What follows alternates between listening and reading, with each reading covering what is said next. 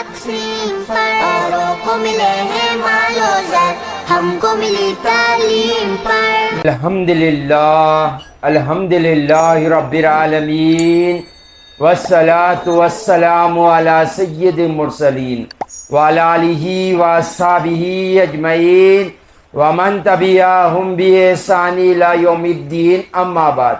قال اللہ تبارک و تعالی فی القرآن المجید والفرقان الحمید، اعوذ باللہ من الشیطان الرجیم، بسم اللہ الرحمن الرحیم، ذالک فضل اللہ یؤتیہ من یشاء، صدق اللہ العظیم۔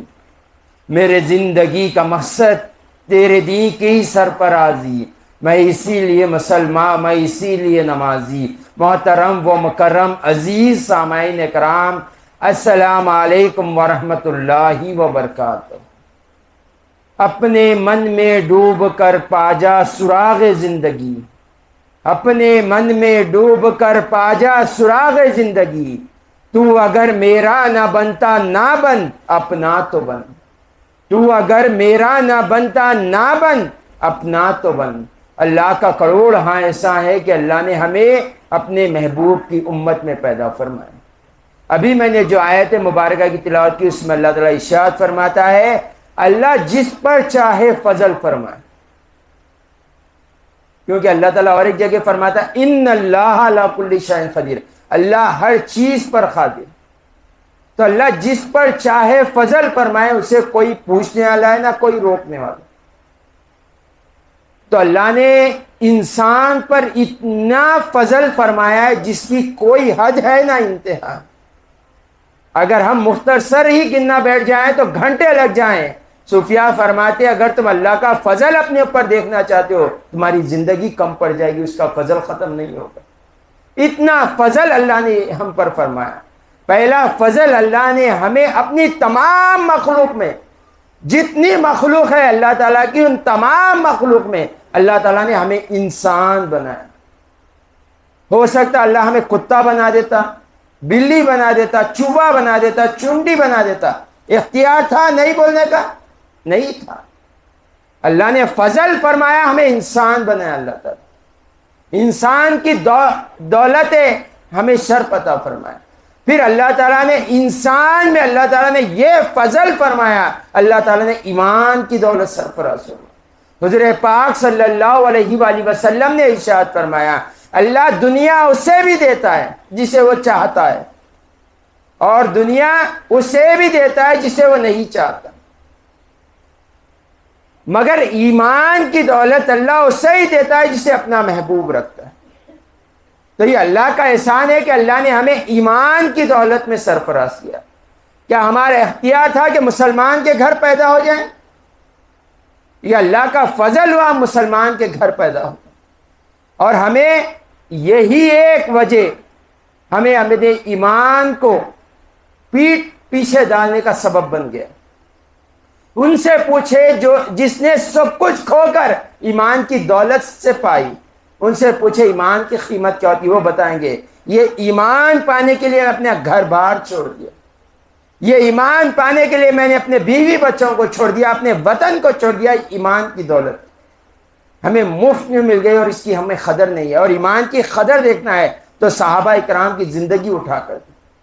تو اللہ نے ایمان کی دولت سے سرفراز کیا۔ پھر اللہ نے ہمیں مال دیا، جتنا بھی دیا اس کے فضل سے، مگر ہمیں اللہ نے مال دیا۔ پھر اللہ نے ہمیں عزت عطا فرمائی۔ معاشرے میں الحمدللہ عزت سے رہتے ہیں ہم، غریب کیوں نہ ہو عزت سے رہتے ہیں ہم۔ پھر اللہ تعالیٰ نے ہمیں رزق عطا کیا ہے۔ اللہ تعالیٰ نے ہمیں 3 ٹائم کا کھانا عطا کیا ہے۔ پھر اللہ تعالیٰ نے ہمیں خوبصورت پیدا کیا ہے۔ پھر اللہ تعالیٰ نے ہمیں زبان عطا کی، اور زبان پر یہ فضل فرمایا کہ بولنے کی قوت ہے زبان، ورنہ کئی ہزار لوگ ہیں جنہیں زبان تو ہے، الفاظ ادا نہیں کر سکتے۔ پھر اللہ نے ہمیں آنکھ عطا کی، پھر آنکھ میں دیکھنے کی قوت اللہ نے عطا کی۔ کسی کو، کئی لوگوں کو آنکھ ہوتی ہے، دیکھنے کی قوت نہیں ہوتی۔ پھر اللہ نے کان عطا کیے، پھر سماع سننے کی قوت اللہ نے اس میں عطا کی۔ اتنی نعمتیں اللہ نے دی ہے، ہمیں معاشرے میں اچھی صحبت عطا کی اللہ تعالیٰ۔ پھر اللہ تعالیٰ نے یہ ہم پر احسان کیا کہ ہماری اولاد کو فرما بردار بنا دیا۔ کئی ایسے جو اولاد کے ہونے پر اپنے آپ کو کوستے ہیں۔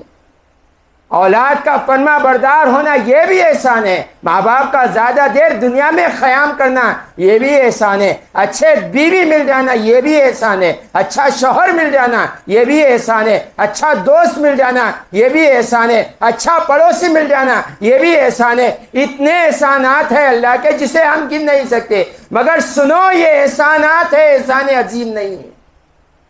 احسان ہے اللہ کا اتنے نعمتیں، مگر احسان عظیم نہیں ہے۔ احسان عظیم یہ ہے اللہ کی، اللہ تمہیں انسان بنائے، مسلمان بنائے، اس پر آپ کو دین کی خدمت کے لیے چلے، یہ اللہ کا احسان عظیم۔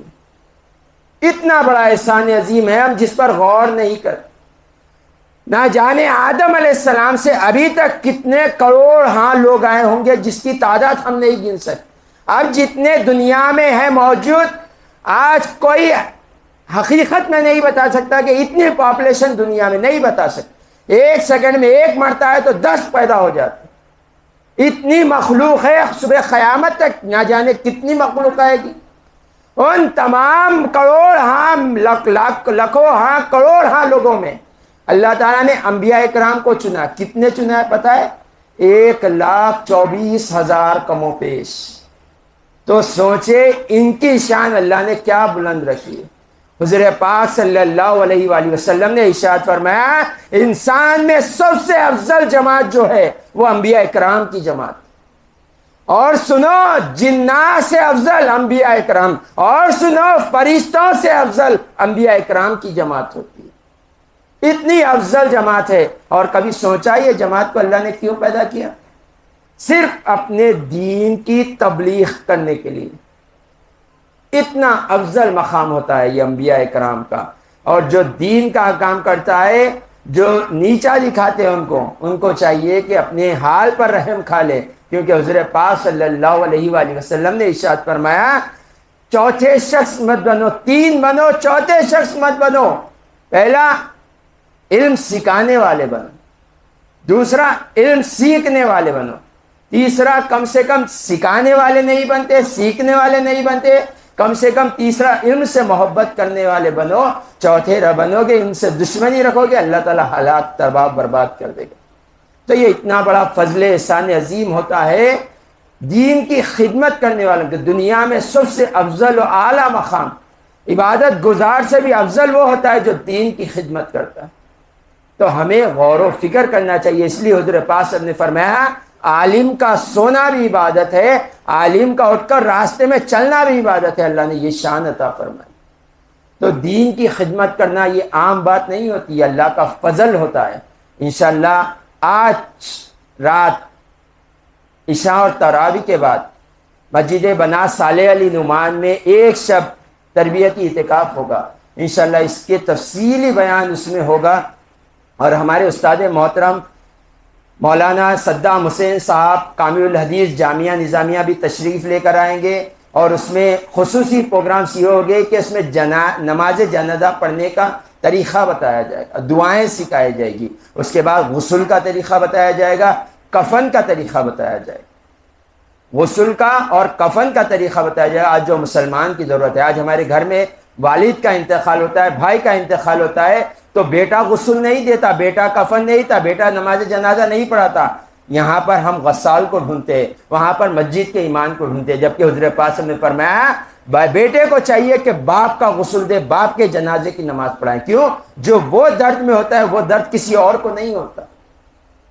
تو آج ہم وہ نہیں کر رہے، تو وہ ہمیں چاہیے۔ پھر اس کے بعد خصوصی صلاۃ و تسبیح کا اہتمام کیا جائے گا، خصوصی ذکر ہوگا۔ شب آج تاخرات کی بھی رات ہے، انشاءاللہ حضور پاک صلی اللہ علیہ وسلم نے فرمایا 1000 مہینوں سے بہتر ہے، اور جس نے اس کو کھو دیا اس نے تمام نعمتوں کو کھو دیا۔ پھر خصوصی ذکر ہوگا، اس کے بعد خصوصی دعائیں ہوگی، سحری کا انتظام وہی ہوگا، فجر پڑھ کر ہم پھر رخصت ہو جائیں گے۔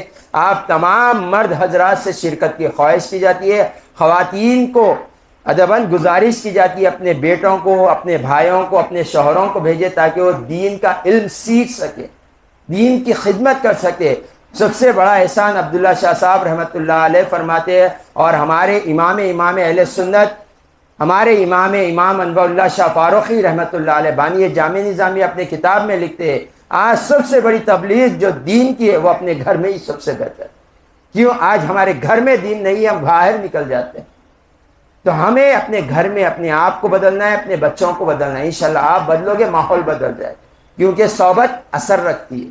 آپ اچھے ہوگے، اولاد اچھی ہوگی، اولاد اچھی ہو جائے گی، اس کے دوست اچھے ہو جائیں گے، اس کے دوست اچھے ہو جائیں گے، اس کے ماں باپ اچھے ہو جائیں گے، یہ سلسلہ چلتے رہے گا۔ تو ہمیں اپنے گھر کو بدلنا ہے۔ ہم کوشش کریں، آپ کوشش کریں، اپنے قیمتی وقت میں، میرے سے زیادہ کروڑ ہاں قیمتی وقت میرے استاد محترم کا ہے، وہ بھی پوری شب وہاں موجود رہیں گے۔ کیوں؟